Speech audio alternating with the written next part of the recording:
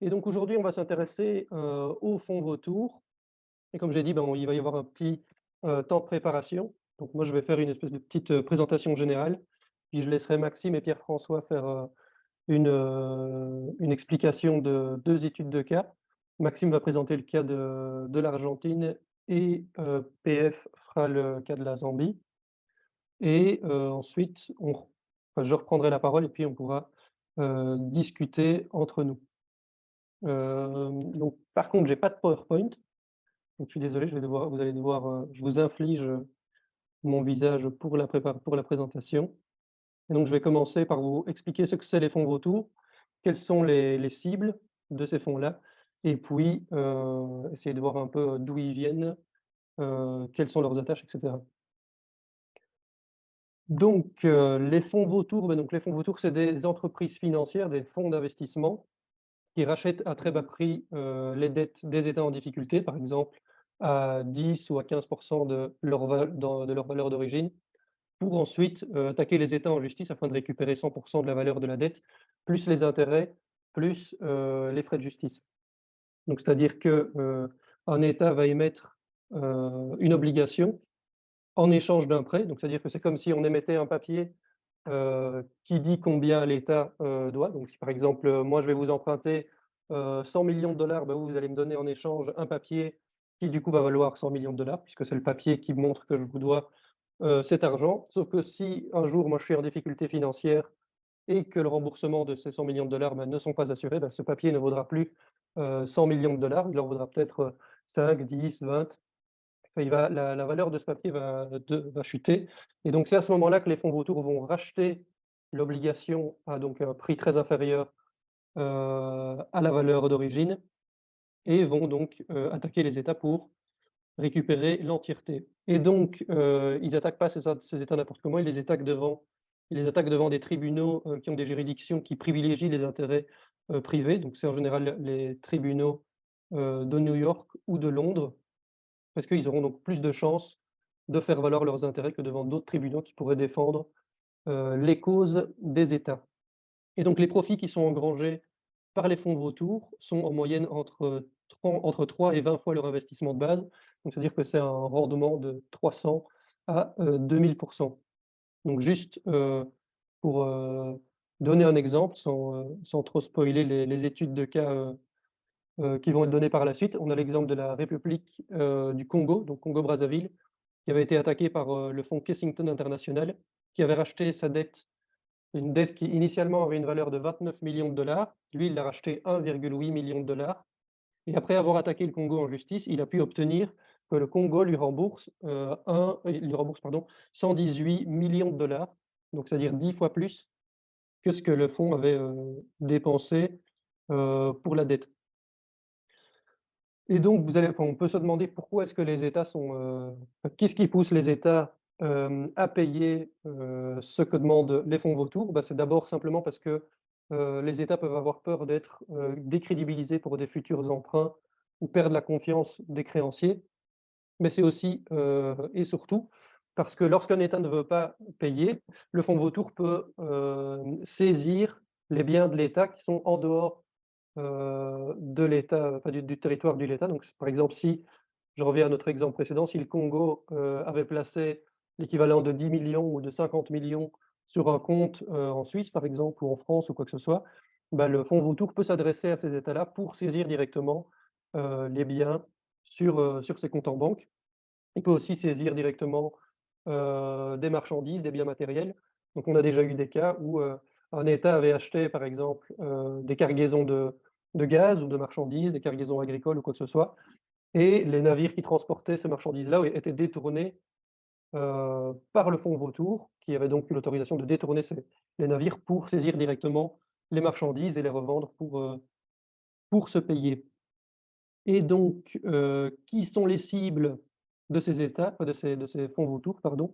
Bah, comme j'ai dit, c'est des pays qui sont en difficulté financière, donc c'est en général des pays, d'Afrique, d'Amérique latine ou d'Asie, même si plus récemment avec, les extensions des crises, on a commencé à voir des cas qui touchaient, des pays européens comme la Pologne, la Bulgarie, la Grèce, l'Espagne, l'Irlande, ou le Portugal. Et donc c'est-à-dire que, c'est des pays qui sont, on peut le dire dans la galère, qui ont déjà du mal à subvenir aux besoins de leur population, qui ont déjà dû en général appliquer des plans d'ajustement structurel, des politiques d'austérité, donc c'est-à-dire des coupes massives dans les dépenses publiques, dans l'éducation, dans la santé, des privatisations de biens publics, où ils ont dû augmenter les taxes sur les biens essentiels, couper les subventions agricoles, licencier des fonctionnaires, dégel des salaires et cetera. Enfin la liste des politiques, est assez longue. Mais donc c'est-à-dire que c'est des populations qui ont déjà subi, tous ces poids-là, tous ces chocs, qui vont ensuite subir les effets des attaques des fonds vautours, puisque les fonds vautours attaquent ces États, demandent des centaines de millions, voire des milliards, de dédommagements et donc c'est de l'argent qui ne pourra pas être affecté, à d'autres dépenses, aux dépenses de l'État, donc pour subvenir aux besoins de la population. Et donc ça montre un peu le caractère, extrêmement immoral de l'action des fonds vautours, puisqu'ils font ça au détriment de populations de pays, assez appauvris et cetera. Et donc, il y avait un rapport du FMI qui montrait que rien que pour les pays classés PPTE, donc pays pauvres, très endettés, en 2000 et 2010, il y avait 13 pays qui avaient fait l'objet de 54 procès. Donc 13 pays pour 54 procès, ben, ça montre qu'en gros, un pays peut être attaqué plusieurs fois par différents fonds ou par le même fonds. Et donc pour ces 13 pays, il s'agissait du Cameroun, de la République démocratique du Congo RDC, de la République du Congo, Brazzaville, de la Guyane, de l'Éthiopie, le Honduras, le Libéria, le Nicaragua, la Sierra Leone, la Zambie, le Soudan et le Ouganda. Et donc, à côté de ça, donc ça c'est les chiffres entre 2000 et 2010. Aussi juste en 2016, il y avait 13 procès qui avaient été, intentés contre des pays, PPTE, donc toujours pays pauvres, très endettés, donc des pays qui ont déjà du mal à subvenir aux besoins de leur population. Et donc ici, c'est juste des résultats, enfin des données à minima, parce que comme je dis, ça concerne seulement, un nombre, restreint de pays. Donc si on prend des échelles plus grandes, il peut y avoir beaucoup plus de procès, beaucoup plus de cas pareils. Et aussi, il faut préciser que dans certains cas, les cas ne sont pas répertoriés parce que les pays vont directement accepter, les demandes des fonds vautours parce qu'ils vont avoir peur, de tout simplement rentrer dans des longues procédures juridiques qui sont, extrêmement coûteuses et donc qui mettent beaucoup de pression sur l'État. Il y avait par exemple l'exemple des Philippines qui avaient dû consacrer 58 millions de dollars juste pour se défendre face, aux attaques de Fraport, qui est une entreprise, allemande. Et donc, qui sont ces fonds vautours? Je crois que j'avais une, petite image, je ne sais pas si je peux la partager, j'avais hésité à faire un PowerPoint. Alors attendez juste une seconde, si je mets ça. Là, vous voyez l'écran? Oui, Ouais, Super. Et bah, donc ici, on voit qu'il y a, par exemple, Elliott, qui est ça un s'est des dé je plus crois que ça grands. s'est décalé Pablo. Enfin moi, pour moi, ça s'est décalé. Ah, Non, là, c'est bon, on voit. OK, ça marche, attends. oui, ça marche là. Là, vous voyez à nouveau le Word? Non, là, on voit ton comment s'appelle-t-il? Où les trouver? Quels pays ont-ils attaqué? Avec la liste des OK. fonds vautours. OK, nickel. Bah, donc le premier c'est Elliott, c'est un des plus grands, fonds vautours. Donc on voit entre parenthèses, c'est les endroits où ils sont basés et ensuite c'est des exemples de pays qu'ils ont attaqués et donc on voit que Elliott, bah, il est basé, à New York, il a attaqué le Pérou, le Panama. On a Kensington International qui lui aussi est une propriété, enfin une filiale d'Elliott basée dans les îles Caïmans, qui a attaqué le Congo-Brazzaville. NML Capital aussi, filiale d'Elliott. Ah donc voilà, je vous laisse un petit peu regarder là. Il y a une liste, pas mal et on voit qu'en fait les fonds vautours, donc c'est une liste non exhaustive, hein, les fonds vautours qui sont indiqués là sont soit, basés aux États-Unis, soit directement dans des, paradis fiscaux et donc, voilà. Pardon. On peut Et la voir encore un petit peu? ouais, attendez, je reviens.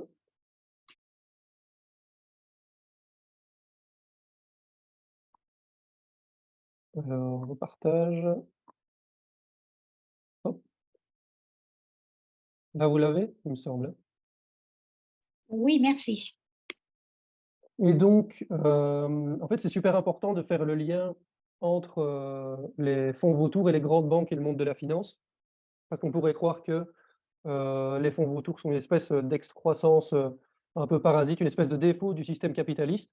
Mais en fait, ils représentent plutôt, le symbole un symbole assez emblématique de la logique capitaliste néolibérale, puisque c'est un mécanisme qui sert à pomper les ressources publiques et à les réinjecter dans le monde de la finance et dans le monde bancaire, même dans des cas, où les États ne sont normalement pas, en situation de payer. Et alors pourquoi je dis qu'ils sont intimement liés aux grandes banques et au monde de la finance? Parce qu'en fait, leurs actionnaires sont généralement des grandes banques, qui elles-mêmes les financent d'ailleurs. Enfin, leurs actionnaires, c'est aussi des entreprises multinationales, des gestionnaires de fonds comme BlackRock, qui est assez connu. Et en fait, ils ont 2 fonctions, les fonds vautours pour leurs actionnaires. Bah, soit ils vont servir de façade. Par exemple, si une grande banque va détenir des créances sur des États qu'elle aimerait bien récupérer, mais que moralement elle ne peut pas, faire ce que font les fonds vautours parce que, ben, c'est assez immoral. Par exemple, une banque comme BNP Paribas ne va pas attaquer un pays comme la RDC pour aller récupérer quelques centaines de millions. Et ben, elle va justement mandater ou être actionnaire d'un fonds vautour qui va se charger de faire le sale boulot et qui va récupérer pour elle, les créances. Et donc, aussi tout simplement parce que les fonds vautours, ben, ils permettent à leurs actionnaires de faire des profits énormes dans des laps de temps très courts et donc ils permettent à certaines entreprises, à certains fonds de s'enrichir, très, très fort et très vite. Et donc ces fonds-là, les fonds vautours, ils sont toujours basés ou presque dans des paradis fiscaux, puisque ça leur permet justement, bah, d'éviter, de payer les impôts, mais aussi et surtout, de cacher les identités, de leurs actionnaires. Donc comme je dis, notamment dans le cas de grandes banques qui voudraient, participer à ces actions, mais qui ne pourraient ne pas le fa qui ne peuvent pas le faire, en tout cas à la vue de tous. Et donc juste, je donne encore 2 petites caractéristiques et puis je vais laisser, Max et PF, nous donner 2 exemples de cas d'études. C'est qu'un détail important, c'est que les fonds vautours refusent systématiquement de participer aux restructurations. Donc les restructurations, c'est quand un État est en trop grande difficulté financière, il va négocier avec, les créanciers pour restructurer les dettes, pour avoir plus de temps pour payer, pour, diminuer le montant de la dette ou quoi que ce soit. Bah, les fonds vautours vont toujours, enfin, ne vont jamais rentrer dans ces négociations et vont toujours aller puisque leur but, c'est d'aller jusqu'au bout, pour pouvoir poursuivre, les États. Et donc en fait, ils sont basés sur une stratégie, sur laquelle ils comptent être les acteurs les plus immoraux, puisqu'ils comptent sur le fait que certains États vont accepter d'aider, enfin certains créanciers, pardon, vont accepter d'aider les États pour que l'État puisse récupérer les capacités suffisantes pour ensuite payer les fonds vautours. Parce que si tous les créanciers rentraient dans la même logique malsaine, d'attaquer les États et d'aller jusqu'au bout, dans les attaques, ben, en fait, cette logique ne pourrait pas devenir. Et donc, voilà, je vais laisser la parole à Max, peut-être, ou à PF, je ne sais pas si lequel de vous 2 veut commencer? Comme tu veux, PF. Ouais, ça m'est égal aussi. Je te laisse, le choix. Vas-y, bah, je peux y aller. OK. En plus, ça fait la transition avec ce que tu viens de dire, Pablo, parce que le cas de l'Argentine est un bon exemple de refus d'un fonds vautour de participer à une restructuration. Donc pour contextualiser un peu le cas de l'Argentine, à ce moment-là, en 2001, l'Argentine est en grande difficulté économique. 45% de la population, vit sous le seuil de pauvreté et donc le gouvernement, rentre en défaut de paiement. Enfin, l'Argentine rentre en défaut de paiement, sur sa dette à ce moment-là. Donc est mis en place un moratoire, sur le paiement de la dette, qui était clairement indispensable à ce moment-là parce qu'il fallait s'occuper de choses, bien plus importantes que, de rembourser la dette et ça a d'ailleurs aidé le gouvernement, à réduire le taux de chômage qui a été divisé par 3 entre, 2003 et 2008. Donc il fallait prendre cette mesure. Par la suite, donc en 2005, le gouvernement dirigé par Néstor Kirchner, entame des pourparlers avec les créanciers, enfin ils duraient depuis 2001, pour, décider du rythme, de remboursement et de, comment l'Argentine va reprendre le paiement en gros.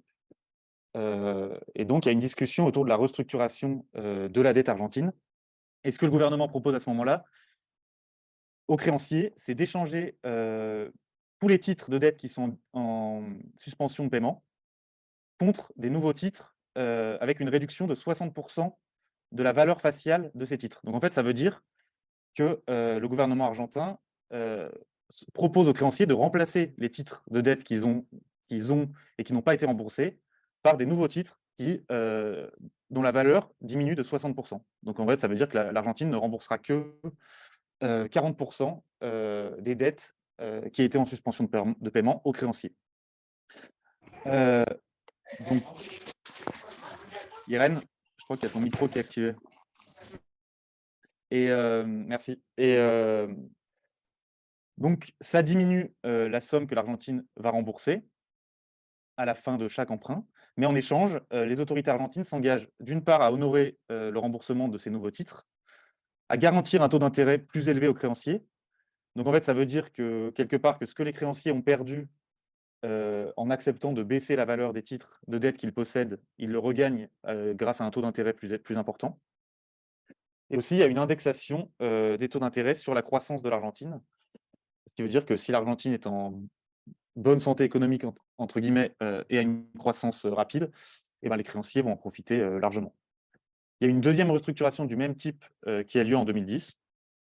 Et au final, après 2010, on se rend compte qu'il y a une grande majorité des détenteurs d'obligations, donc des créanciers de l'Argentine, qui possédaient des titres de dette dont le paiement avait été suspendu en 2001, qui acceptent la proposition du gouvernement. Donc on a quasiment 93% des créanciers qui disent « Ok, on accepte l'échange de titres avec une décote de 60% sur le montant qui va être remboursé à la fin. » Donc voilà, juste pour résumer, 93% des créanciers acceptent ça, avec les conditions que j'ai dit qui ne sont pas acceptables pour le CADTM, parce que selon nous, l'Argentine aurait dû annuler une partie de sa dette et ne pas simplement restructurer en augmentant les taux d'intérêt pour les créanciers. Donc de ce côté-là, on a les 93% qui acceptent la proposition du gouvernement, et de l'autre côté, il y a dans les 7% des créanciers qui restent, il y a un front de fonds vautours dirigé par Paul Singer. Paul Singer, en fait, il est à la tête de Elliott Associates, qui est un des principaux fonds vautours qui était sur le petit tableau que Pablo a montré tout à l'heure. Et Elliott Associates possède, ce fonds possède lui-même un autre fonds vautour qui s'appelle NML Capital, qui est l'un des fonds vautours les plus agressifs de la planète. Donc, Paul Singer, il dirige un front de fonds vautours à ce moment-là qui refuse la restructuration de dette, qui ne veut pas de titres de dette dont la valeur est réduite de 60%. Eux, ils veulent se faire rembourser 100% de la valeur des titres qu'ils possèdent. Et donc, comme l'a expliqué un peu Pablo tout à l'heure, ils poursuivent l'Argentine devant une cour new-yorkaise et devant plusieurs autres tribunaux, donc des tribunaux qui, de manière générale, favorisent vont plutôt dans le sens des créanciers et favorisent les intérêts des créanciers. Et à la cour, donc l'affaire est jugée devant une cour de New York, et le juge, qui s'appelle Thomas Griesa, rend un arrêt en 2012 en faveur du remboursement intégral des fonds vautours, donc qui permet à l'ensemble des fonds vautours de faire une plus-value de plus de 1600%.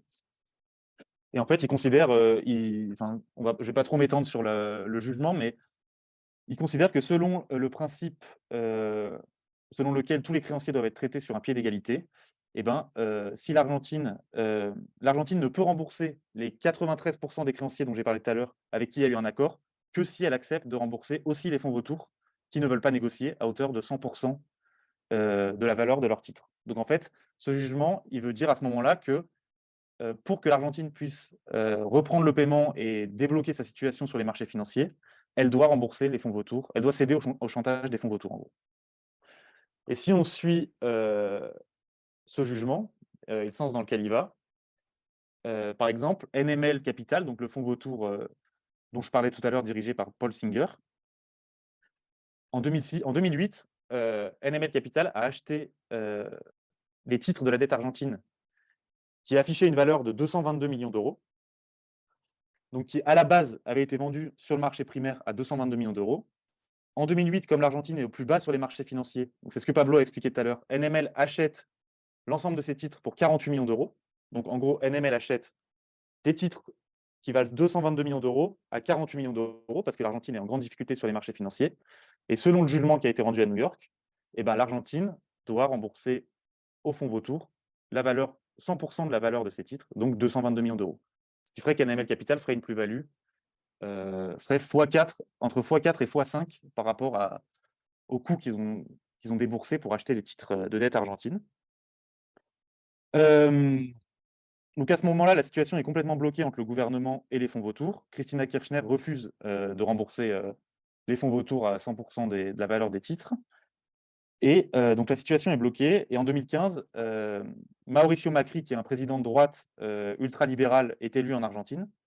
Donc lui, il reprend la négociation avec les fonds vautours. Il veut plaire aux marchés financiers et aux fonds vautours.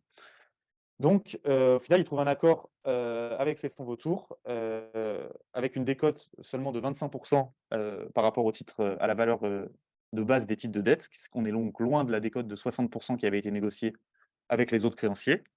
Et il commence à rembourser les fonds vautours. Donc, il débourse 7 milliards de dollars pardon, en 2015. Et entre décembre 2015, son arrivée au pouvoir, et juin 2017, donc en 1 an et demi, l'Argentine paye 15 milliards de dollars aux fonds vautours, ce qui équivaut à ce moment-là à 2 fois le budget de l'éducation et entre 4 et 5 fois le budget de la santé, pour vous donner une idée. Donc, le gouvernement fait le choix de mettre 4 à 5 fois plus d'argent qu'il n'en met pour la santé pour rembourser des fonds vautours. Donc, au-delà du cas spécifique de l'Argentine, ce cas-là, il est super important parce que il envoie un message aux fonds vautours et aux fonds spéculatifs de toute la planète en les encourageant à refuser de participer à toute négociation de restructuration de dette parce qu'ils se disent que ça les conforte dans l'idée qu'ils vont pouvoir poursuivre les États et obtenir des conditions bien plus avantageuses que celles qui sont négociées pendant les restructurations.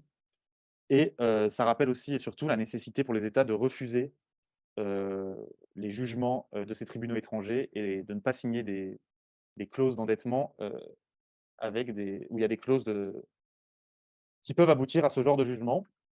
Et juste pour terminer, pour vous montrer aussi que les fonds vautours sont défendus par des politiques aux États-Unis et souvent par une armée de lobbyistes. Dans le cas de l'Argentine, en 2007, il y a un club de lobbyistes qui s'est mis en place et qui s'appelle l'American Task Force Argentina. Et en fait, c'est un club de lobbyistes qui a mis de l'argent, donc plus de 3 millions de dollars, pour faire du lobbying auprès des financiers et des politiques pour aller dans le sens d'un remboursement total des fonds vautours. Donc, il y avait notamment des politiques démocrates et républicains qui soutenaient ce club de lobbyistes, notamment Marco Rubio, qui est un politique républicain américain assez connu.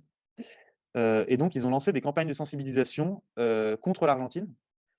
Et je vais vous en montrer, si je peux partager rapidement mon écran, Pablo. En fait, ils ont mis énormément d'argent pour lancer des campagnes de diffamation contre l'État argentin, parce que l'État argentin ne voulait pas rembourser les créanciers et les fonds vautours. Et donc là, c'est un exemple que je vais vous montrer dans le New York Times, qui donc, c'est une publicité qui parle de l'Argentine comme le nouvel État narcotrafiquant, quoi. Enfin, donc de la pure propagande anti-Argentine. On voit un refuge confortable pour les trafiquants de drogue. Donc voilà, il y a une énorme campagne de diffamation contre l'Argentine pour défendre les fonds vautours. Voilà, merci pour votre attention. Et si vous avez des questions après la présentation de PF, n'hésitez pas parce que c'est quand même un peu... Il y a peut-être des choses qui n'étaient pas très claires, comme ce n'est pas un sujet qui est très facile à présenter tout le temps. Merci Max.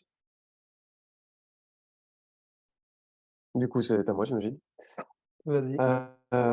Donc, moi, bonsoir déjà à tous et à toutes. Je vais vous présenter du coup le cas de la Zambie et du fonds d'investissement Donegal. Donc, il faut savoir que le fonds d'investissement Donegal, en fait, c'est un fonds qui a été créé en 1997 et qui est enregistré dans les îles Vierges britanniques. Il faut savoir que son fondateur, qui s'appelle Michael Sheehan, c'est un avocat qui a travaillé en fait comme conseiller pour le FMI sur les questions de la dette. Il faut aussi savoir qu'en fait, ce fonds d'investissement avait pour seul actif en 1999 la dette zambienne qui avait été rachetée à la Roumanie par ce fonds d'investissement. Donc c'était absolument son seul actif. Donc il faut savoir que l'histoire en fait, elle commence aux alentours de 1979. Donc la Zambie, c'est un pays d'Afrique qui, dans les années 70, en fait, comptait 50% du budget de son État avait 50% de son budget d'État qui était représenté par l'exploitation des mines de cuivre. C'était principalement ça. Et il faut savoir qu'en fait, vers la fin des années 70, la Zambie s'est retrouvée un peu ruinée puisque les mines de cuivre se sont épuisées et il y a eu une crise des matières premières aussi, et notamment une baisse du cours du cuivre qui a endetté très fort du coup la Zambie.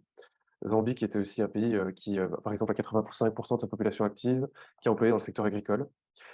C'est aussi un des pays, pour remettre du contexte, qui est classé 165e sur 175 pays. Donc 165e pays le plus pauvre selon le classement de l'indice de développement humain des Nations Unies. Donc ça remet un petit peu les bases de ce à quoi le fonds va s'attaquer, mais je vais vous l'expliquer. Donc en 1979, en fait, la Zambie contracte 30 millions de dollars de dettes envers la Roumanie pour acheter du matériel agricole. Et il faut savoir que, donc avec tout ce que j'ai dit, à un moment donné, la Zambie n'arrive plus à rembourser simplement parce qu'elle n'a plus assez de rentrées. Donc elle n'arrive plus à rembourser sa dette et aux échéances prévues et à rembourser les intérêts à la Roumanie. Donc il y a une négociation entre les deux pays durant toutes les années 90 pour voir exactement ce qui peut être remboursé et ce qui est possible de faire. Et donc en fait, ils arrivent à un accord où donc la Roumanie et la Zambie arrivent à un accord où la Zambie pour chaque dollar emprunté, ne doit plus rembourser que 12 cents, enfin 12 cents de dollars. Donc, c'est-à-dire qu'en fait, elle a emprunté 30 millions, elle ne va devoir rembourser que 3,5 millions de dollars, parce qu'elle n'est pas capable de rembourser plus. Et en fait, durant ces négociations, il faut savoir que la Roumanie a approché plusieurs fonds d'investissement, donc des fonds vautours, pour essayer de revendre en fait cette dette zambienne afin de toucher en fait l'argent tout de suite et d'être sûr de le toucher. C'est souvent le cas en fait. Euh, ça part du principe de il vaut mieux un tien que deux tu l'auras, et donc en gros les États essaient de revendre des dettes qui ne sont pas sûres, dont ils ne sont pas sûrs qu'elles seront remboursées. Et donc en 1999, en fait, Donegal rachète la dette zambienne pour 3,2 millions de dollars. Donc ils avaient un accord à 3,5 millions avec la Roumanie, et elle rachète à la Roumanie la dette zambienne à 3,2 millions de dollars. Qui est en fait, ils ont racheté cette dette juste après l'accord avec le FMI, parce qu'il faut savoir que la Zambie était dans l'initiative PPTE, donc pays pauvre très endetté, qui avait été en 1996, enfin qui a été lancé en 1996, comme Pablo vous l'a expliqué. Et donc en gros, donc ça négocié en fait une diminution de la dette zambienne. Donc il faut bien comprendre la logique qui est celle en fait donc ça s'appelle les fonds en retour simplement parce qu'ils attaquent des pays qui sont déjà à terre. Et ils attendent souvent des nouvelles où il y a des renégociation, des rééchelonnements de dette ou qu'il y a des diminutions de la dette ou des abandons ou quoi que ce soit, pour en fait dire, mais du coup ça libère du capital et on va pouvoir attaquer l'État pour pouvoir... Donc en gros, quand la Zambie se dit j'ai enfin la tête hors de l'eau et je vais avoir moins de dettes à rembourser, et bien en fait elle se fait directement attaquer par un fonds vautour. Donc, sous cette menace d'être attaquée par le fonds Donegal, en fait la Zambie négocie un accord avec Donegal et elle renonce à son immunité. Donc il faut savoir que les États ont une immunité normalement devant les tribunaux, mais on peut renoncer en fait, ils peuvent renoncer à cette immunité et c'est ce qui est souvent négocié par les fonds vautours. Et donc la négociation mène à un accord où la Zambie devra payer 15 millions de dollars, plus les intérêts de retard en fait, hein, puisque du coup maintenant c'est Donegal qui possède sa dette et que ça n'a pas été payé depuis longtemps, et elle devra payer des intérêts énormes s'il y a une défaillance dans le paiement. Donc, en fait, cet accord-là, il peut paraître étonnant parce que c'est un État qui, du coup, négocie en fait le fait qu'il doit payer 15 millions, alors que de base, elle avait réussi à négocier comme très taxé, c'était 3,5 millions. Il négocie aussi le fait qu'il n'y a plus d'immunité devant les tribunaux. Et en fait, il faut savoir qu'il y a des énormes soupçons de corruption à ce moment-là, de fonctionnaires qui auraient été payés par le fonds vautour pour arriver à cet accord qui, en fait, ne fait pas sens si on a les intérêts zambiens en tête. Et donc, il y a des gros soupçons de corruption à ce moment-là. Donc en 2003, la Zambie paye 3,4 millions de dollars à Donegal et ensuite cesse les paiements. Donc, comme je vous l'ai dit, en cas de cessation de paiement, il y a des intérêts, etc., qui sont réclamés. Et donc en 2005, Donegal intente une action en justice devant la Haute Cour de Londres, parce que souvent aussi, c'est des clauses qui sont mises pour pouvoir juger, enfin pouvoir traîner des États devant des cours new-yorkaises ou londoniennes, puisque le droit anglo-saxon est beaucoup plus avantageux pour pouvoir, beaucoup plus avantageux pour les fonds vautours pour pouvoir juger, enfin pouvoir traîner des États en justice. Et donc devant la Haute Cour de Londres, Le Donegal réclame 55 millions de dollars, simplement parce qu'ils ont compté en fait le prix de base, enfin l'emprunt de 30 millions de dettes. Donc il fallait rembourser la dette dans son ensemble. Il y avait les intérêts de retard, il y avait les frais de justice, etc. Et donc ils ont réclamé la somme absolument énorme de 55 millions de dollars pour une dette qui à la base était de 30 millions et qui avait été en partie remboursée. Et donc en 2007, le jugement est rendu et le jugement dit que la Zambie est condamnée à payer 15,4 millions de dollars à Donegal. Donc il faut savoir que le juge a aussi exprimé des doutes quant à la corruption et il a aussi dit qu'en gros, Donegal avait eu accès à des informations auxquelles il n'aurait pas dû avoir accès et que il faut aussi préciser que cet accord de 15,4 millions de dollars est tombé un jour après que le gouvernement belge ait annoncé qu'il allait renoncer à 5,5 millions de dollars de dettes zambiennes. Donc en gros, que la Belgique allait ne pas demander un remboursement équivalent à 5,5 millions de dollars de dettes à la Zambie, simplement pour pouvoir l'aider dans son développement et pour aider du coup la Zambie à sortir de la pauvreté. Et encore une fois, ce jugement a été rendu le lendemain. Donc on voit encore une fois qu'en fait, il y a des États qui essaient de renoncer, enfin d'aider d'autres États et de dire que certaines dettes ne doivent pas être payées afin de permettre un meilleur développement. Et en fait, c'est pas du tout le cas, puisque ces fonds vautours en fait, bénéficient des allègements de dettes, etc. et essayent du coup de tirer plus de leur côté. Et c'est sur ça qu'ils misent en fait, ces dettes les plus immoraux. Toujours dans la légalité, et c'est ça en fait le problème aussi, c'est que légal ne veut pas dire moral. Et ça, on pourra sûrement y revenir. Et donc, avec ces 15,4 millions de dollars qui est dans le jugement, il faut savoir que Donegal a fait 570% de bénéfices, puisque son achat de base était de 3,2 millions et qu'il en a eu 15,4 millions. Donc la Zambie doit aussi payer les frais de justice. Voilà, donc ça a été payé, donc c'était un peu le cas de la Zambie. Il faut savoir aussi que en fait, ces 15,4 millions représentaient à peu près 3/4 du budget alloué pour embaucher des enseignants primaires en 2007. Donc encore une fois, cet argent qui a été payé, qui aurait pu ne pas être payé, et on rappelle donc l'accord qui avait été trouvé de 3,5 millions avec la Roumanie, mais en fait, tout l'argent qui a été payé par la Zambie n'est pas dédié au développement de la Zambie, n'est pas dédié à embaucher des professeurs, sur des hôpitaux, etc. Et c'est ce que Pablo expliquait, c'est aussi ça qui est un problème par rapport au fonds de vautour. Donc voilà, si vous avez des questions, ce sera pareil, vous pouvez aussi les poser, parce que je sais que parfois je suis un peu brouillon ou rapide, donc n'hésitez pas à les poser. Voilà, merci. Merci, nickel Pierre. Alors, moi je voulais juste rajouter par rapport au cas de l'Argentine qu'a présenté Max. Il faut savoir que en fait, très récemment, l'Argentine elle a été à nouveau condamnée par le tribunal de Londres à payer 1,3 milliard de dollars à 4 fonds vautours américains. Donc même si elle a été condamnée dans le passé, en fait, bah, ça ne change rien puisque comme elle a plusieurs créances sur les marchés financiers, bah, elle peut, comme j'ai dit, elle peut faire l'objet de plusieurs attaques, etc. Et alors, je voulais juste vous partager un autre tableau. Juste une mini parenthèse, Pablo, tu es en train Ouais, de. vas-y, dis-moi. Je mets les liens qui m'ont servi pour l'Argentine dans le chat, si ça vous intéresse pour creuser, quoi.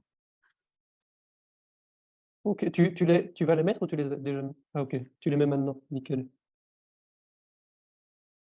Et du coup, le tableau que je suis en train de montrer, est-ce que si je le déplace sur mon ordinateur, vous le voyez toujours?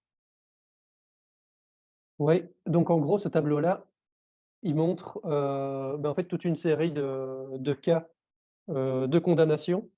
Donc, on voit le nom des États, le nom des fonds qui les ont attaqués, la valeur initiale de la dette.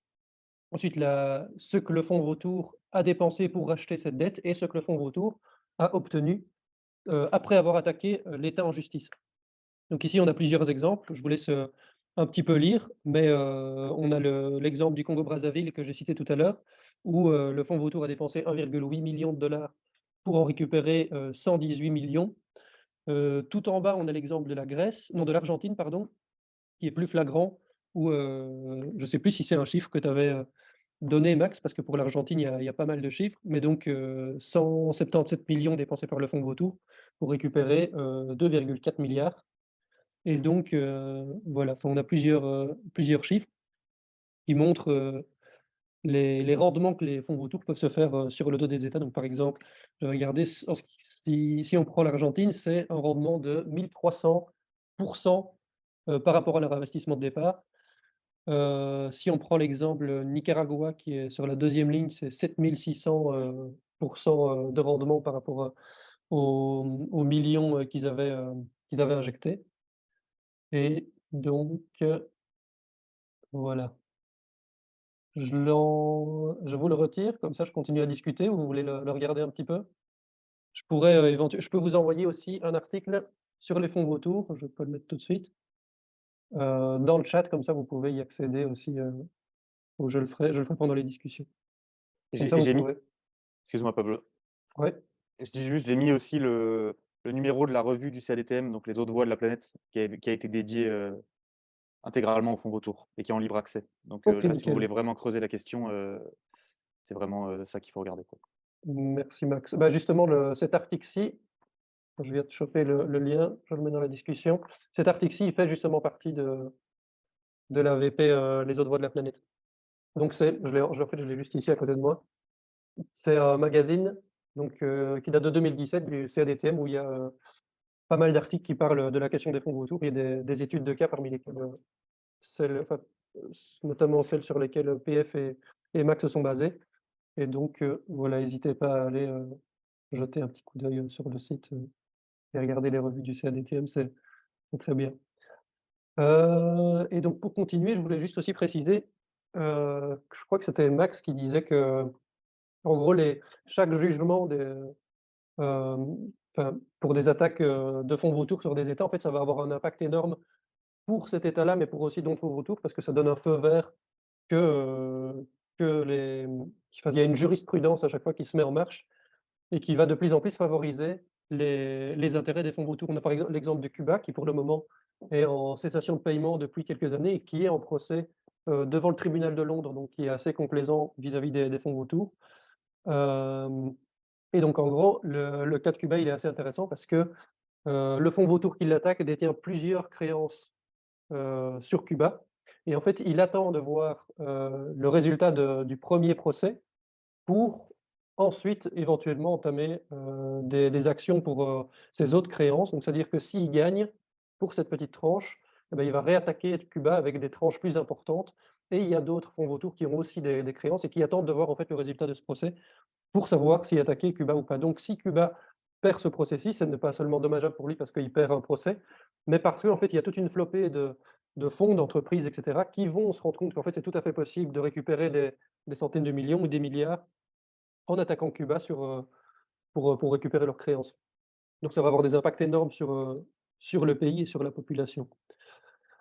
Et je précise aussi qu'ici, en fait, on se concentre sur la question des fonds vautours en tant que vraiment les fonds qui récupèrent les dettes publiques des États, mais qu'on peut aussi considérer comme fonds vautours, des fonds d'investissement de manière plus large, qui vont s'insérer dans les politiques, des États, dans les secteurs essentiels pour, vraiment récupérer, prendre énormément d'intérêt et après essayer de se faire plein de profits.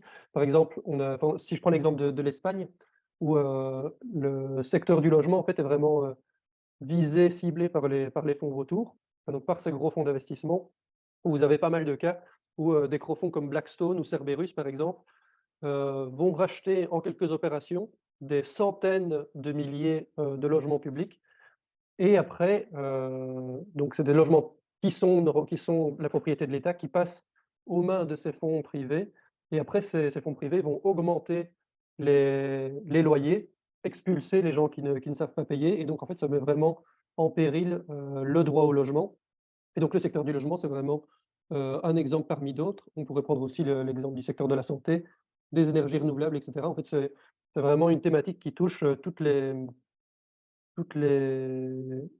strates de la société, de l'État et cetera et donc voilà, juste pour préciser ça qu'ici on prend cet angle sur les fonds vautours, mais que ça pourrait être consacré, bien plus largement et donc juste avant de terminer, qu'on puisse, passer aux discussions, je fais juste une petite parenthèse, vis-à-vis du droit. Parce que du coup, on peut se demander un petit peu comment ça se fait que ces fonds vautours, arrivent à agir aussi librement? Ben, en fait, c'est simplement parce que les avis la juris enfin, les questions juridiques dépendent des États devant lesquels les pays sont attaqués.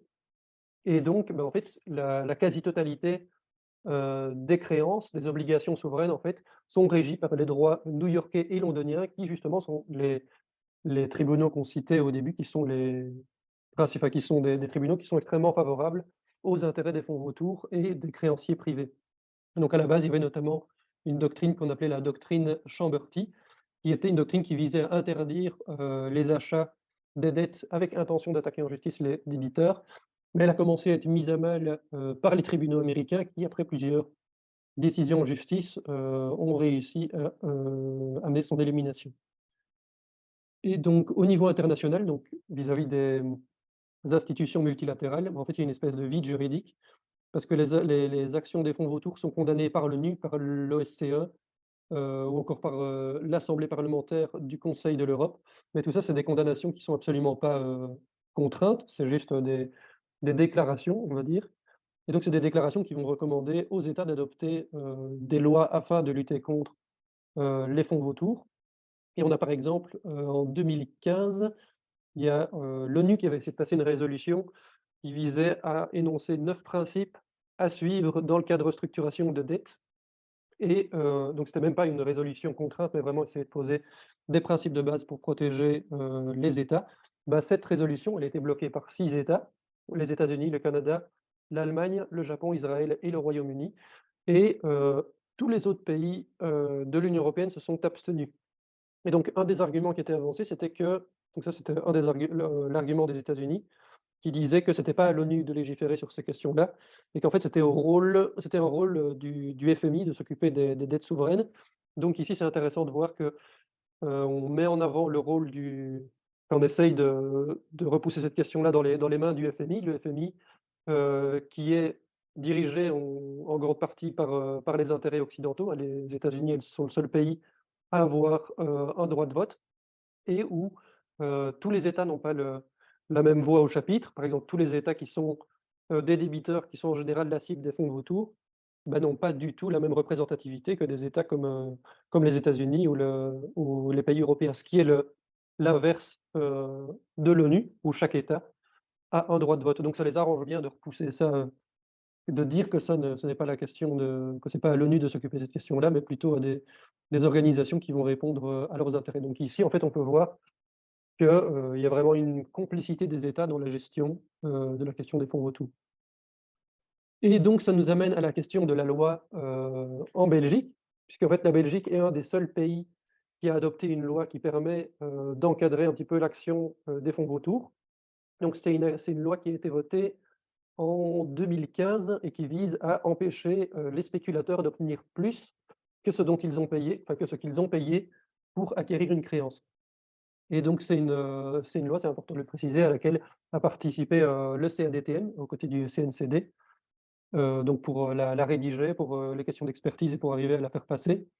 Et donc, enfin voilà, il y a extrêmement peu évidemment de cas qui sont jugés par les tribunaux belges, mais l'intérêt de cette loi, c'est notamment que, comme je vous disais au début, si un fonds vautour va demander à la Belgique, de collaborer parce qu'il a obtenu un avis favorable, d'autres tribunaux, pour saisir des biens de certains États, bah, la Belgique, va pouvoir refuser.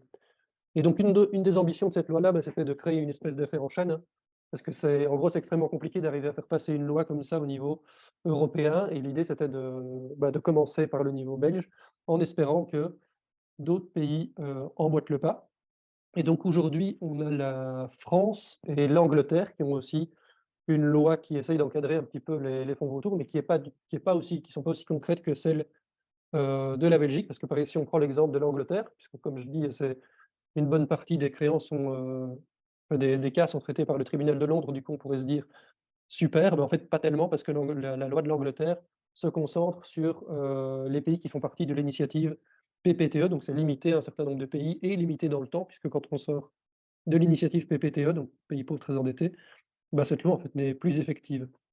Et en Espagne, ce week-end-ci à Madrid, il y avait, des rencontres organisées par, la plateforme contre les fonds vautours et une des ambitions de cette rencontre, c'était, la publication d'un manifeste qui a été publié sur le site du CADTM d'ailleurs, si vous voulez aller y jeter un coup d'œil et donc d'essayer à terme de faire apparaître, une loi un petit peu, enfin calqué sur la loi qui est, qui a été adoptée en Belgique, qui elle, il faut savoir, est quand même citée, au niveau international dans la question de la lutte contre les fonds vautours. C'est un peu un exemple emblématique, si je peux dire. Et donc, enfin voilà, juste préciser qu'une des forces de cette loi, c'est qu'en fait, c'est une loi extrêmement simple.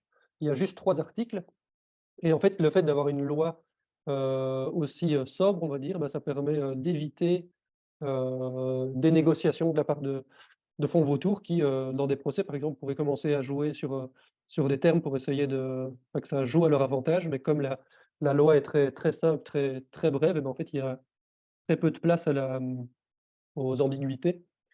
Et donc, voilà, juste préciser que cette loi, elle a été attaquée par, NML Capital, qui est donc, une des filiales de Elliott, dont on a parlé un petit peu avant, donc qui a attaqué la loi devant la Cour constitutionnelle pour la faire annuler. Mais, notamment aussi grâce encore au travail du, CADTM et je ne sais plus quel autre, si je peux la trouver rapidement. Quelle autre organisation qui s'était, mis aux côtés de l'État belge pour la défendre. Bon, je trouve pas l'information, mais c'est pas grave. Si vous voulez aller chercher sur le site du CADT, mais à mon avis, l'information est assez facile à trouver.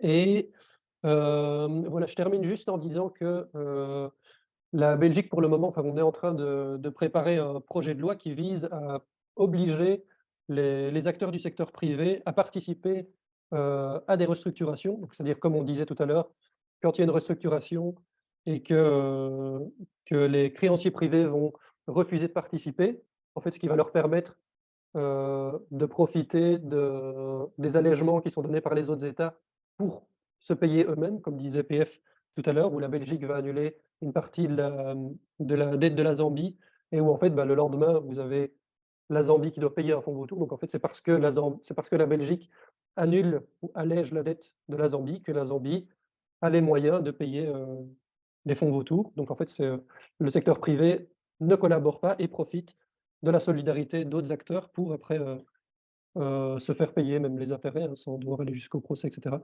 Donc ici aussi la Belgique en Belgique, on est en train d'essayer de penser à une loi comme ça pour obliger les créanciers à intégrer les restructurations de dettes. Bah, voilà, je vais m'arrêter ici, je vais laisser, on va prendre un temps de parole. Je vois qu'il y a des gens qui se sont connectés, j'espère que, vous avez quand même réussi à suivre et je suis encore désolé pour les problèmes avec les liens. Apparemment, pour ceux qui arrivent plus tard, il y a eu des problèmes, dans les liens communiqués par mail et donc, ça a été toute une aventure pour certains pour arriver à se connecter. Voilà, bah, du coup, je vous laisse, la parole. S'il y a quelqu'un qui veut poser une question, même faire une intervention, un commentaire ou quoi que ce soit, allez-y, c'est le moment, c'est l'instant.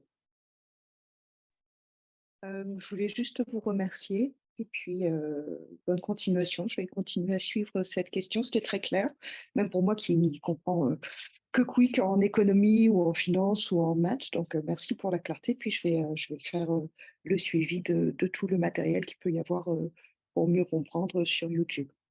Voilà. Merci. Bonne soirée à vous. Au revoir. Merci, bonne soirée. Oui, moi j'ai quand même une petite question. Oui, Dominique?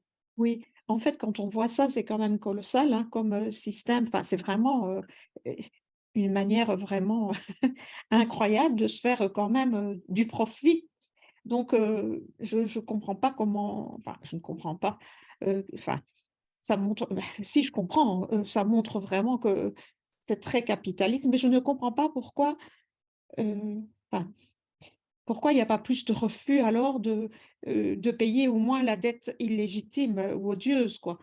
Et de faire des audits parce que, quand on voit ça, bien sûr ils ont peur les États, je peux comprendre, mais, en fait ils sont quand on voit l'Argentine par exemple, on a l'impression qu'il n'y a plus qu'une solution, c'est qu'elle est pendue, elle est presque pendue tout le temps quoi. Elle a toujours la corde au cou, quoi. Dès qu'ils regagnent de la croissance, enfin qu'ils gagnent de la croissance, dès qu'ils refont de la croissance, enfin du PIB ou quoi, ben ça y est, ils réattaquent et donc c'est vraiment un moyen je vais dire, relativement facile de se faire beaucoup d'argent. Donc, comment ça se fait qu'il n'y a pas plus enfin, si, je comprends, mais Ben, tu veux répondre, Max? Bah, juste un mot, ouais, pour dire que, par exemple, dans le cas de l'Argentine, vraiment sur les fonds vautours, Christina Kirchner, elle est allée au bras de fer avec les fonds vautours. Elle refusait vraiment de les payer aux conditions qu'ils demandaient. Et c'est quand Mauricio Macri, qui était un président donc, de droite très libéral qui arrive au pouvoir, que l'Argentine a complètement cédé, quasiment sans négocier, aux fonds vautours, quoi. Donc il y a aussi une histoire de... Enfin, de toute façon, de manière générale, les pays ne, ne sont pas assez durs et ne vont pas suffisamment au bras de fer avec les créanciers, même les gouvernements qui se disent de gauche. Mais là, dans le cas de l'Argentine, on voit qu'il y a vraiment une différence entre un oui. gouvernement de droite très libéral et un gouvernement plus à gauche, quoi. Et encore une petite question. En fait, ça a commencé quand, ce système de fonds vautours?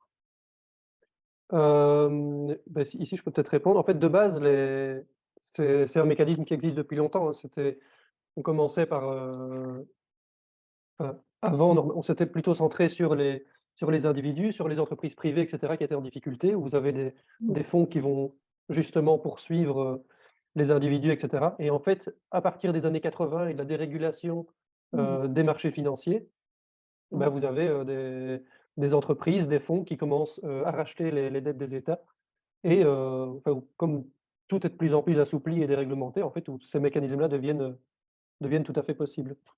Oui, oui, merci. Donc, depuis les années, 80-90. Et Mmh. juste pour, donner un élément de réponse qui me semble assez important à ta question précédente de pourquoi on n'arrive pas à mettre en place, des audits, pourquoi est-ce que les États ne refusent pas, plus de payer, les dettes illégitimes?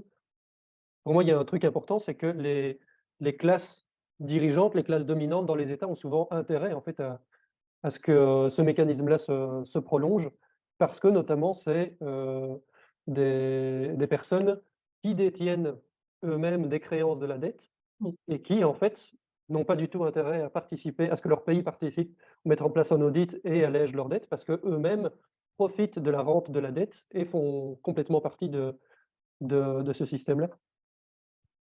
Il y a aussi parfois des histoires de corruption, hein. Simplement, comme c'était le cas avec la Zambie, des fois, ils s'appuient sur des élites ou des locales qui sont corrompus ou des fonctionnaires, qui sont payés, ça peut aussi être ça, très clairement. La menace aussi, parce que comme c'est les gros fonds qui souvent, sont un peu, liés aussi, au marché financier, bah, c'est aussi des menaces, de ne plus avoir accès à des emprunts sur les marchés et cetera, qui tiennent un peu les États, Ouais. en respect. Un Ouais. dernier mot pour illustrer ce que tu disais, Pablo, sur la porosité entre les milieux politiques et les créanciers. Bah, par exemple, Mauricio Macri, donc, en Argentine, qui a totalement cédé aux volontés des fonds vautours. Il vient d'une des familles les plus riches d'Argentine. Il a travaillé 12 ans à la Citibank, qui est une très grosse banque, une des plus grosses banques. Enfin voilà, ça illustre bien ce que disait Pablo. C'est quelqu'un dont les intérêts se confondent parfaitement avec les intérêts des créanciers. Oui, oui, oui. Mmh. Alors, oui, merci. Oh oui. Enfin, voilà, et OK. juste, dernière chose, pour dire aussi, parfois aussi, c'est des campagnes, en fait, qui sont financées. C'est exactement pareil que lorsqu'un pays est en défaut de paiement, qui dit qu'il arrête de payer. Des fois, les créanciers financent, en fait, les campagnes des candidats, qui leur promettent qu'ils rembourseront s'ils sont élus et enfin, il y a plusieurs moyens, en fait, simplement, pour ce qui n'est pas exactement comparable à de la corruption, mais il y a une collusion d'intérêts. Donc voilà, c'était juste pour compléter. Merci, une bonne soirée à tous et à toutes. Merci, bonne soirée. Merci. Merci beaucoup. Bonne soirée.